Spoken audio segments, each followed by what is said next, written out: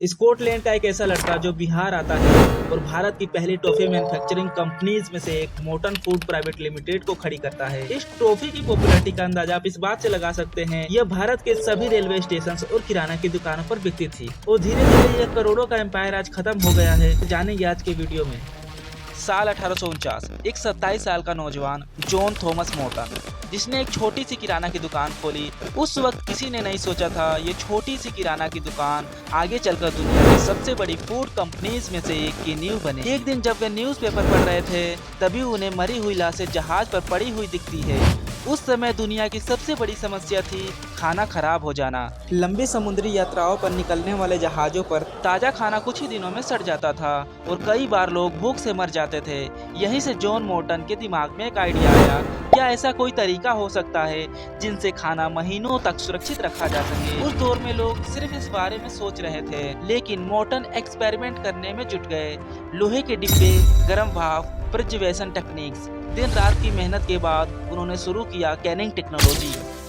सबसे पहले उन्होंने फिश और वेजिटेबल्स को डिब्बा में बंद करना शुरू किया और ये एक्सपेरिमेंट इनका सक्सेसफुल रहा। मोटन सिर्फ एक प्रोडक्ट नहीं बना रहे थे, उनका सपना साफ था, दुनिया के किसी भी कोने में लोगों तक ताजा खाना पहुंचना चाहिए। धीरे धीरे उनकी छोटी सी दुकान बिजनेस में बदलने लगी। फिर आया वो समय जिसने मोटन को स्कॉटलैंड से उठाकर पूरी दुनिया तक पहुंचा दिया।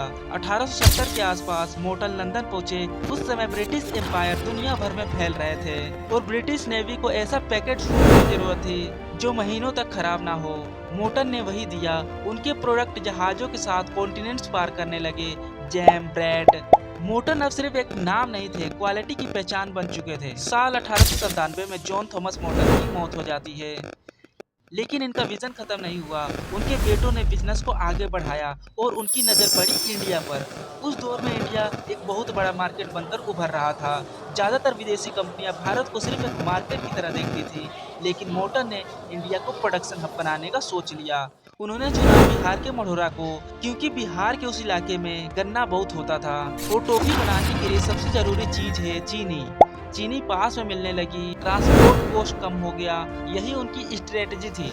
एक ऐसा प्रोडक्ट बनाना चाहते थे जो आम भारतीय खरीद सके, लेकिन फील ब्रिटिश ब्रांड जैसा दे। उस दौर में इंटरनेट नहीं था, टीवी नहीं था। अगर किसी भी ब्रांड को पूरे देश में फेमस होना होता तो उसे रेलवे तक पहुंचना पड़ता था। मोटन ने वही किया। भारत के सभी रेलवे स्टेशन पर उनके बड़े बड़े साइन बोर्ड लगने लगे। सफर करने वाले लोग, बच्चे, सैनिक, हर कोई अपने साथ मोटन की टॉफियां ले जाने लगा और देखते ही देखते मोटन सिर्फ एक कंपनी नहीं, एक आदत बन गया। 1930 से 1950 के बीच मोटन अपने गोल्डन एरा में था। साल 1929 की ग्रेट डिप्रेशन दुनिया की सबसे बड़ी आर्थिक संकट में से एक। इसकी शुरुआत अमेरिका से हुई, लेकिन असर पूरी दुनिया पर पड़ा। करोड़ों लोग बेरोजगार हो गए, बैंक्स बंद हो गए और कंपनियां डूब गई और कई देश की अर्थव्यवस्था सालों तक संभल नहीं पाई। जहां सब कंपनी के गेट पर ताला लग रहा था, वहीं एक कंपनी अपना प्रोडक्शन बढ़ाने में लग गई, क्योंकि महंगाई के उस दौर में भी लोग सस्ती टॉफियां खरीद सकते थे। लेकिन एक रात सभी टॉप लोगों को एक साथ एक मीटिंग में अर्जेंट बुलाया जाता है, क्योंकि मोटन कंपनीज के डायरेक्टर को डर लग रहा था। पर ये डर किस चीज़ का था और ये मीटिंग क्यों बुलाई गई थी? अगली सुबह भारत छोड़ो आंदोलन शुरू हो चुका था। एक ब्रिटिश कंपनी होने की वजह से मोटन को विरोध झेलना पड़ा। लोगों का गुस्सा बढ़ रहा था और कंपनी को समझ आ गया था कि सिर्फ बिजनेस से काम नहीं चलेगा। तब मोटन ने एक अलग स्ट्रेटजी अपनाई। उन्होंने लोकल लोगों को बड़े पैमाने पर जॉब्स दी। स्कूल्स, अस्पताल और रहने के लिए कॉलोनीज बनवाने लगी। धीरे धीरे लोग उन्हें विदेशी कंपनी नहीं, अपने शहर का हिस्सा मानने लगे। लेकिन हर एम्पायर की तरह मोटन का भी डाउनफॉल शुरू हो चुका था। साल 1960 के बाद इंडिया की पॉलिसीज बदलने लगी। लाइसेंस राज, बिजली की कमी और फैक्ट्री के अंदर बढ़ती यूनियन पॉलिटिक्स। मोटन की मशीन बूढ़ी हो रही थी, लेकिन कंपनी नई टेक्नोलॉजी में इन्वेस्ट नहीं कर रही थी। साल 1970 भारत बदल रहा था। पुरानी अंग्रेजी कंपनियां धीरे धीरे कमजोर पड़ रही थी और दूसरी तरफ भारतीय बिजनेसमैन अपना साम्राज्य फैलाने में जुट गए थे। इसी दौर में बिहार के मढ़ौरा में मशहूर मोटन फैक्ट्री भी हर साल घाटे में जा रही थी। अब उसे एक नए सहारे की जरूरत थी। तभी एंट्री होती है के बिरला ग्रुप की। अपर गैंग शुगर लिमिटेड ने मोटन को संभालने का फैसला किया।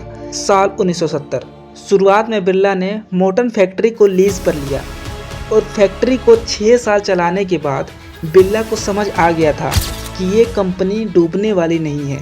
फिर आया वो दिन जिसने मोटन की पहचान हमेशा के लिए बदल दी। 1 जुलाई 1976 उस दिन मोटन फैक्ट्री को पूरी तरीके से अपर गैंज शुगर मिल्स लिमिटेड में मर्ज कर दिया गया। अब मोटन सिर्फ लीज पर चल रही यूनिट नहीं थी, बल्कि आधिकारिक तौर पर बिरला ग्रुप का हिस्सा बन चुकी थी। मढोरा की वो फैक्ट्री जो कभी एक ब्रिटिश ब्रांड की पहचान थी, अब भारतीय उद्योग जगत के सबसे बड़े बिजनेसमैन घरानों में से एक की अधीन आ चुकी थी। साल 1970 से 80 के दशक में भारत का एफएमसीजी मार्केट तेजी से बदल रहा था। नई कंपनियां आने लगी, पार्ले, कैडबरी, नेस्ले। इन कंपनियों ने मॉडर्न पैकेजिंग, एग्रेसिव मार्केटिंग और नए फ्लेवर्स पर जोर दिए। लेकिन मोटन वही पुराने स्टाइल पर काफ़ी समय से टिकी रही, क्योंकि ब्रांड फेमस था। पर मार्केट की स्पीड उससे भी ज़्यादा तेज हो चुकी थी और ये बात मोटन को अभी तक समझ नहीं आया। मढोरा की फैक्ट्री काफ़ी पुरानी हो चुकी थी, मशीन आउटडेटेड थी, प्रोडक्शन कॉस्ट बढ़ रही थी, एफिशिएंसी कम हो रही थी। नई कंपनियां ऑटोमेटेड फैक्ट्रीज लगा रही थी, जबकि मोटन की प्रोडक्शन सिस्टम उतनी मॉडर्न नहीं बन पाई। मोटन का डिस्ट्रीब्यूशन नेटवर्क कमजोर पड़ गया। एफएमसीजी बिजनेस में सिर्फ प्रोडक्ट अच्छा होना काफ़ी नहीं होता, प्रोडक्ट हर दुकान तक पहुंचना भी जरूरी होता है। धीरे धीरे मोटन का डिस्ट्रीब्यूशन कमजोर पड़ने लगा। जहां दूसरी कंपनियां पूरे भारत में तेजी से फैल रही थी, वही मोटन रीजनल लेवल तक सीमित होती चली गई। और यही कारण था कि 1995 से 1998 के बीच फैक्ट्री के गेट पर ताला लग चुका था और कंपनी हमेशा के लिए बंद हो चुकी थी।